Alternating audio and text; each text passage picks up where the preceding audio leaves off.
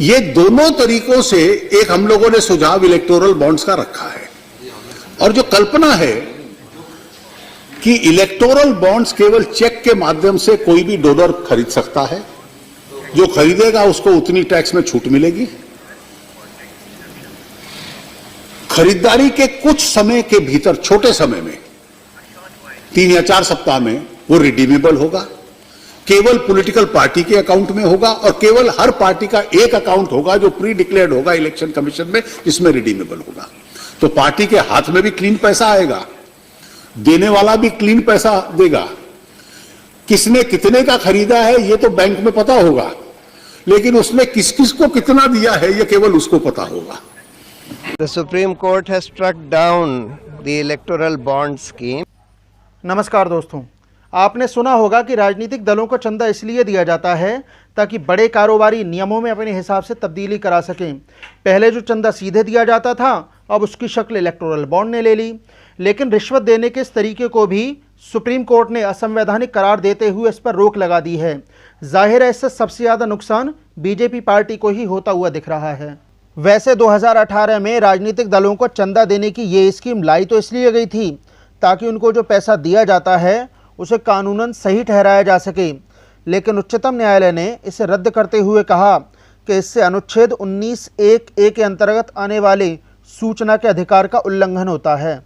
जब electoral bond scheme launch की गई तो इसके बारे में ये बताया गया कि इससे काले धन पर लगाम लगेगी, और जो कोई भी राजनीतिक दलों को चंदा देना चाहता है उसमें काफ़ी हद तक पारदर्शिता भी रखी जा सकेगी, क्योंकि इसके अंतर्गत ये जानकारी दी गई थी कि मान लो आप किसी राजनीतिक दल को 1 लाख रुपए का चंदा देना चाहते हैं तो इसके लिए SBI में जाकर उतनी ही रकम जमा करनी होती थी, और इसके एवज में बैंक आपको एक बॉन्ड इश्यू करती थी। इसके बाद वो बॉन्ड लेकर अपनी पसंद के राजनीतिक दल के पास जाना होता था। ऐसे में उस पॉलिटिकल पार्टी की जिम्मेदारी होती थी कि वो इसे 15 दिन के भीतर भुना ले ताकि उसे 1 लाख की रकम मिल सके, और अगर वो इस समय अवधि में उस बॉन्ड को नहीं भुनाती थी तो वो पैसा प्रधानमंत्री राष्ट्रीय राहत कोष में जमा हो जाता था। अभी तो ये स्कीम देखने में काफ़ी अच्छी मालूम होती है, लेकिन इसमें पेंच ये था कि जो व्यक्ति चंदा दे रहा है और जिस राजनीतिक दल को वो रकम जा रही है, इन दोनों की जानकारी सिर्फ और सिर्फ भारतीय स्टेट बैंक के पास रहती थी। ऐसे में विपक्षी दलों की ओर से ये कहा जा रहा था कि SBI तो एक सरकारी बैंक है, तो ऐसे में सरकार जब चाहे चंदा देने वाले व्यक्ति की पहचान बैंक से ले सकती है। और इसमें ये आरोप भी लगाए जा रहे थे कि अगर किसी कंपनी या व्यक्ति ने विपक्षी दलों को ज़्यादा चंदा दिया तो सरकार उस व्यक्ति या कंपनी पर कभी भी दबाव बना सकती है। SBI ने ये बॉन्ड एक ऑर्डर में जारी किए थे, जैसे 1000, 10,000, 1 लाख, 10 लाख और 1 करोड़ रुपए इसी ऑर्डर में खरीदे जा सकते थे, और ये रकम पूरी तरह से टैक्स फ्री होती थी, और केवल उन्हीं राजनीतिक दलों को इस योजना के जरिए चंदा दिया जा सकता था जिन्होंने पिछले लोकसभा या विधानसभा चुनावों में कम से कम 1% वोट हासिल किए हों।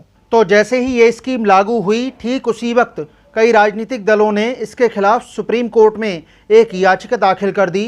तो इस तरह यह मामला 5 न्यायाधीशों की संवैधानिक पीठ के समक्ष पहुंचा, जिसकी अध्यक्षता प्रधान न्यायाधीश DY चंद्रचूड़ कर रहे थे।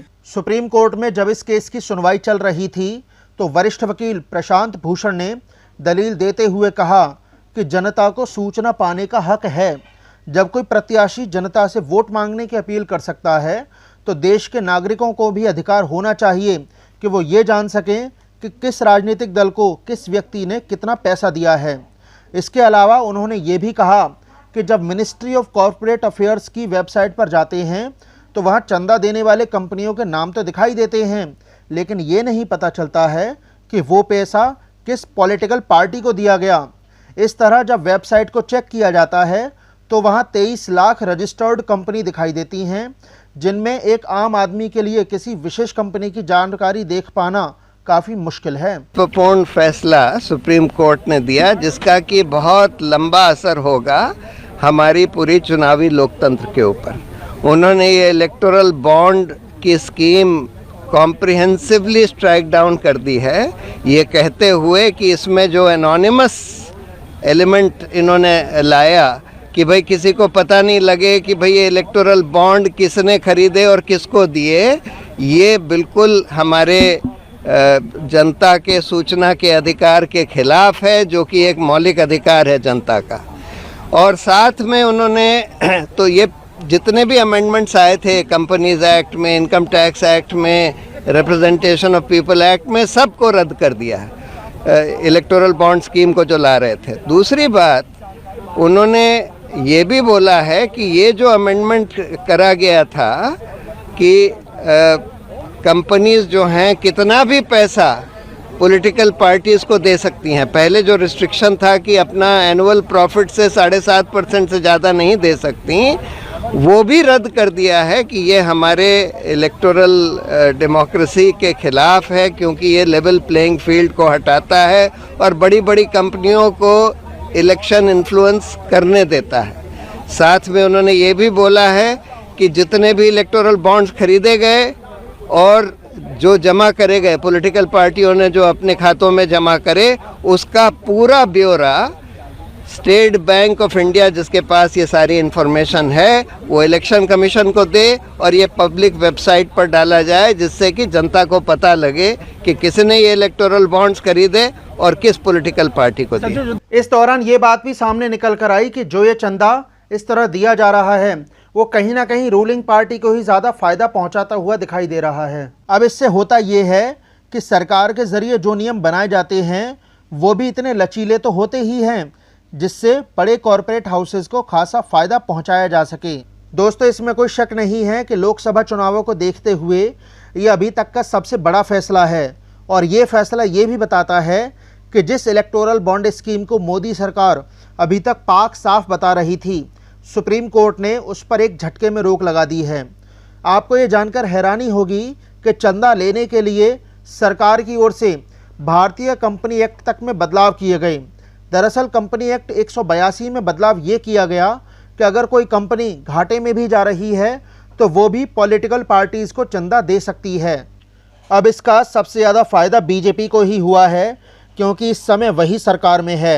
वैसे प्रधान न्यायाधीश DY चंद्रचूड़ की अध्यक्षता वाली 5 न्यायाधीशों की खंडपीठ ने पिछले साल नवंबर में ही सुनवाई पूरी कर ली थी और इस पर फैसला सुरक्षित रख लिया था। तो इस तरह सुप्रीम कोर्ट ने अपने फैसले में इलेक्टोरल बॉन्ड को असंवैधानिक बताते हुए इसे रद्द कर दिया है। वैसे मौजूदा दौर में सरकार की ओर से नैतिक तौर पर जिम्मेदारी लेने की आदत धीरे धीरे खत्म होती जा रही है, चाहे वो चंडीगढ़ में मेयर चुनाव में हुई धांधली हो या फिर इलेक्टोरल बॉन्ड पर आया हुआ फैसला हो।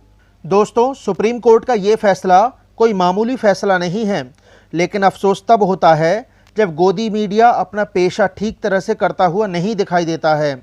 जो खबर देश की जनता तक पहुंचनी चाहिए वो तो नहीं पहुंच रही है।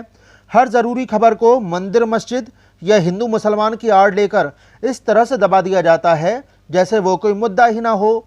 एक समय राहुल गांधी ने भी इलेक्टोरल बॉन्ड को लेकर सवाल उठाए थे, जो आज सही साबित हुए। 18 नवंबर 2019 को किया गया राहुल गांधी का ये ट्वीट देखिए, जिसमें उन्होंने केंद्र सरकार के जरिए लाई गई इलेक्टोरल बॉन्ड स्कीम पर सवाल उठाए थे। ट्वीट में जो तस्वीर दिखाई दे रही है उनमें से एक तब के वित्त मंत्री और बीजेपी नेता अरुण जेटली हैं और दूसरे RBI के पूर्व गवर्नर उर्जित पटेल हैं।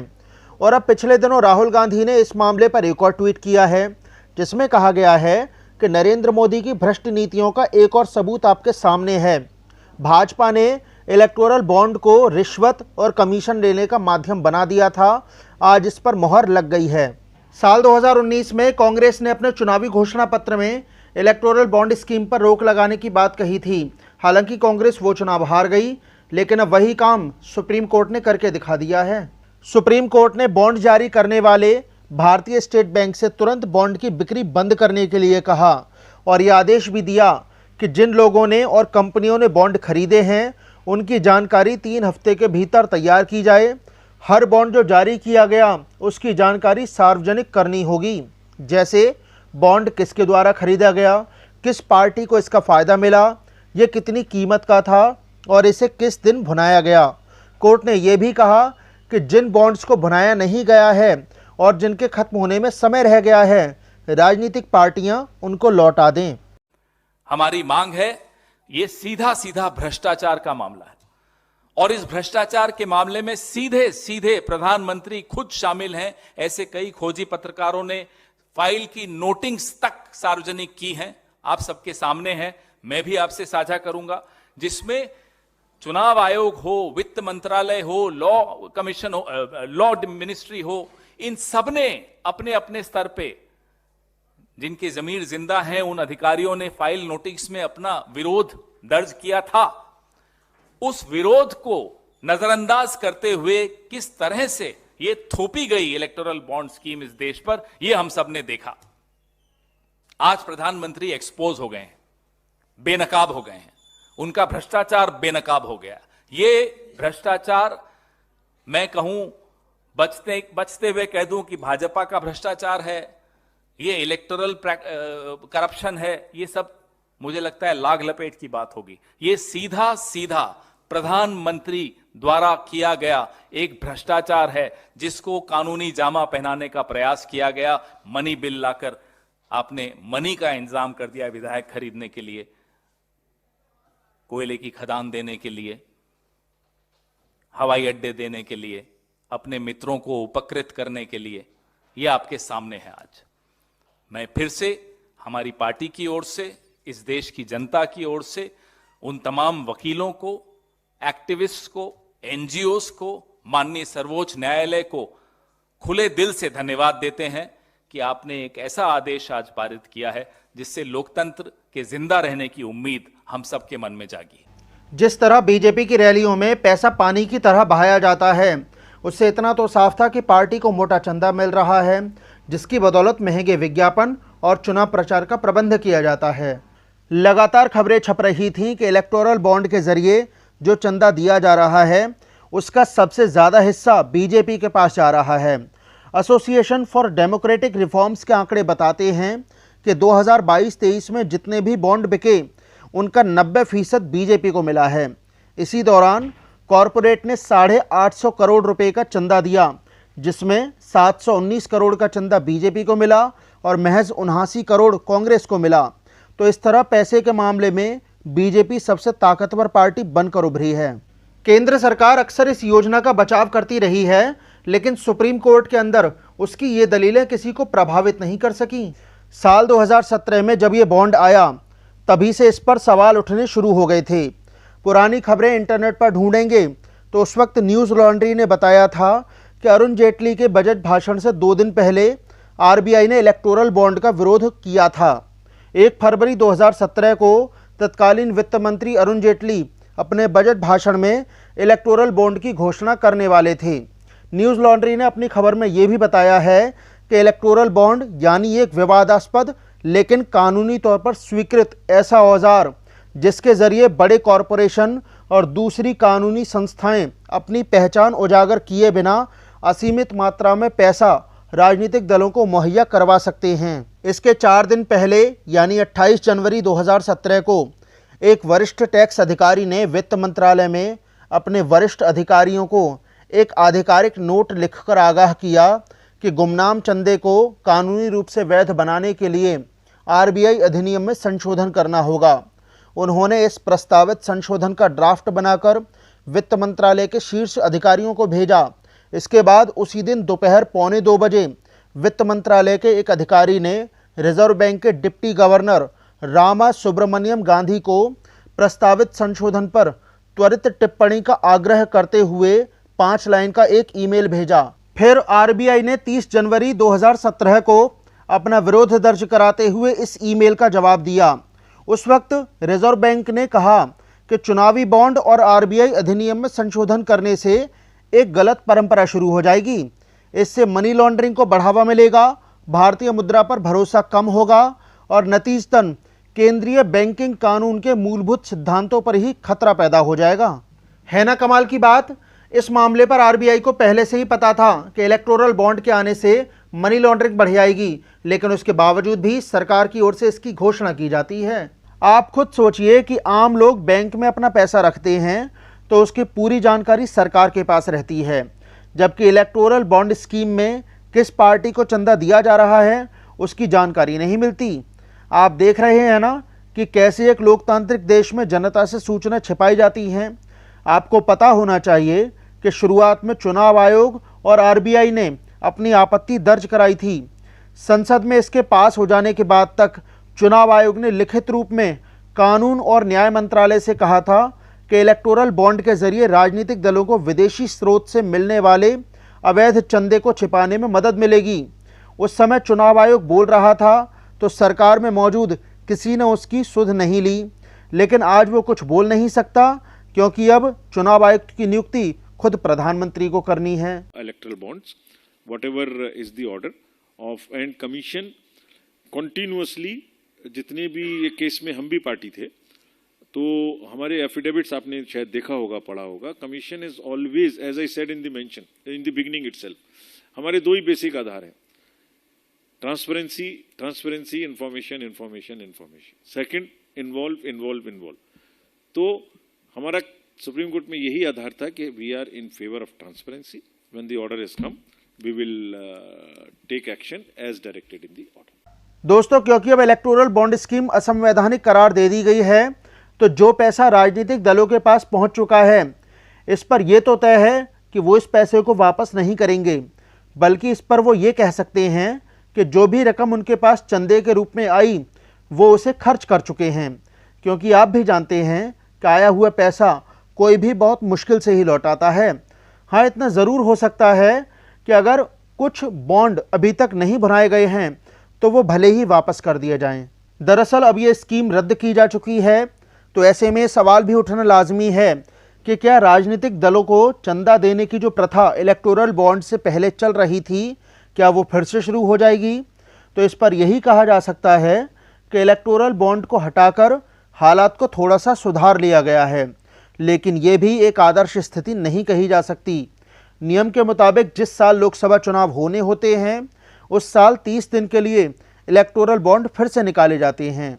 इसके अलावा ये साल में 4 बार 15-15 दिन के लिए खोले जाने थे। तो इस तरह इस साल के पहले इलेक्टोरल बॉन्ड जनवरी में खुलने थे, जो कि खुल चुके हैं। अब अप्रैल मई में क्योंकि आम चुनाव होने जा रहे हैं तो इनको फिर से 30 दिन के लिए खोला जाना था, लेकिन इस स्कीम के रद्द हो जाने के बाद इनको अब नहीं खोला जाएगा। तो इन 30 दिनों के लिए जो पैसा पॉलिटिकल पार्टीज़ के पास आ सकता था वो अब नहीं आएगा, लेकिन जनवरी तक जो पैसा आना था वो उन दलों को मिल चुका है। अब आप समझ गए होंगे कि देश की जनता से कितनी बातें छिपाई जाती हैं, जो कि भारत जैसे लोकतंत्र में नहीं होना चाहिए, क्योंकि यहाँ जनता ही सर्वोपरि है। इसलिए देश में जो भी काम हो उसकी जानकारी देश के लोगों को ज़रूर होनी चाहिए। दोस्तों, इस वीडियो में बस इतना ही। बहुत बहुत शुक्रिया।